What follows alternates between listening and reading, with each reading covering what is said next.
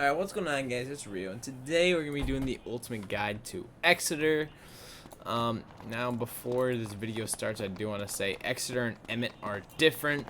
So I will be making a separate video on Emmett. I intend to make a video for mainly like the popular PvP and like especially 3v3 units. So I will be making a separate video for Emmett because I did have some companion guides in the past for like Lemba and Pepe that were like pretty long, like 10 to 15 minute videos, and I'm like, I want to keep these short, trying to keep them around like 5 to 10 minutes the very max. So just want to preface that I will be doing the Emmett video separately because there's different stuff to talk to about that. So without further ado, let's get right into it. So Exeter is a very good unit. He does have 4 range, a bit of a drawback, but essentially he's very much used for these slows and his weapon reduce, and also the fact that he has True Grit 3. I would say those like the main reasons to use Exeter, is just for those main things. And he really is a meta unit in team PvP, especially what's known as the otter meta. And it's really been meta for a couple of years now, and they're still meta. So otter's very, very prevalent. So now let's talk about the companion itself. Now, first we'll go over the talent setup. Now, they do come with this return fire right here. That's just like extra, hit if you miss, of course, or if they miss. So I guess the Musketeers, pretty good counter musket. Essentially, for most setups, you're gonna want to give him True Grit 3 right here. True Grit 3 is just a really good ability for countering Musketeers. The only time you do not want True Grit 3 is one setup, which is just strictly counter melee, not counter musket at all, and it's like Overwatch 3 with like 1 or 2 True Grits and like a double tap or 2, and that's the only like setup where you do not have True Grit 3. But especially in team PvP, which I do it, I give them all True Grit 3. Now, for this next part, you have Overwatch 3. This is more of an anti-charger setup, especially good against Nausicaa's, because he can Overwatch 3 to reduce the Nausicaa's, and then be True Gritting and return firing as she comes in. It's also good against melee units like Gornados, Pete's, anyone trying to charge in either a 1v1 or a 3v3 or whatever. This Overwatch 3 is helpful. Now, there is another setup, and the other setup is more of a chaining setup. So instead of having Overwatch 3, you replace 2 of those Overwatch ranks with 2 double taps.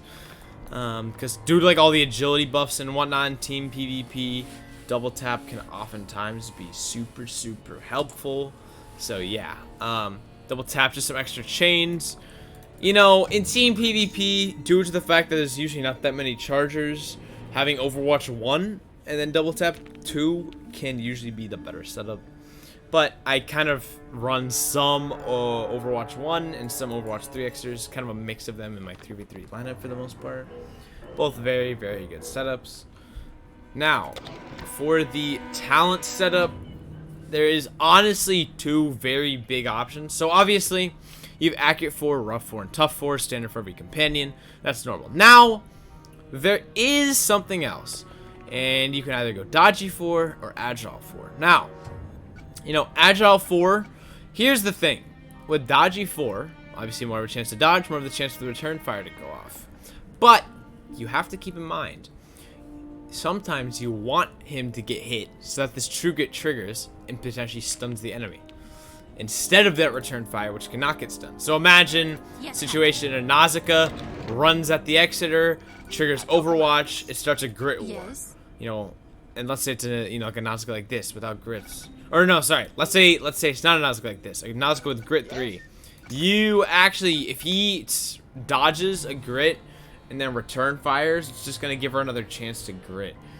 Or if she's a Nausicaa without True Grit 3, then if she dodges the grit, then she just gets another grit off no matter what, and it's not like she even could stun. Essentially, I want to make this very clear because I'm kind of like muddling my words a little bit. Sometimes you just want him to get to stun, and you just want to get that instant True Grit and not have to deal with dodging and return fires. So sometimes dodging is not the option, and also with the chaining setup, having more agility could be good. So it's kind of an option between Dodgy 4 and Agile 4. So yeah, I'm gonna just say that. Now, for actual powers, which is like the really big reason I use him.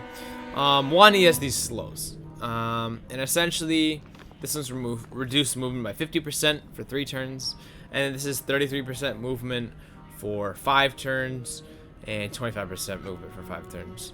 Essentially, like at the very beginning of a game, if you slow all of their units with max slows, and specifically the important units like the Musketeer Pirates, or Witch Doctor Pirates, their Nausicaa's, Contestas, stuff like that, if you can slow their valuable units at the beginning, this is very, very valuable, to be honest.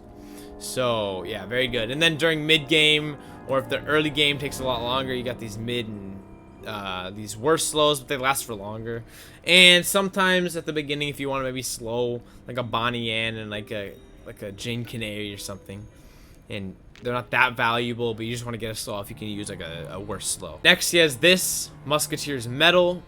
This is very, very good due to the fact that it reduces the weapon power. The will reduce is not usually that useful, although if you do it like on a Witch Doctor or Privateer Pirate, it can be pretty nice. But this is mainly used for that minus 50% weapon power. So if someone drops like 2 forts on like a Nausicaa or like a Goro or something, just charges them, you can at least render them kind of useless for 2 turns. Not fully useless, but give them half their damage for 2 turns, which really reduces the value of a unit. So this is really good for if you're not able to like kill a forted unit immediately, you can at least just kind of disable their value for a second while you focus the other units, and then once that wears off, then you can try to kill them or wait for the fort to wear off. Very, very good. And then he's got a super strike, just a nice guaranteed hit, guaranteed super hit, good for ensuring kills, all of that. So yeah, that's about it for Exeter. I hope you guys enjoyed the video, and I will be making a guide on Emmett soon. So thank you guys for watching, and peace out.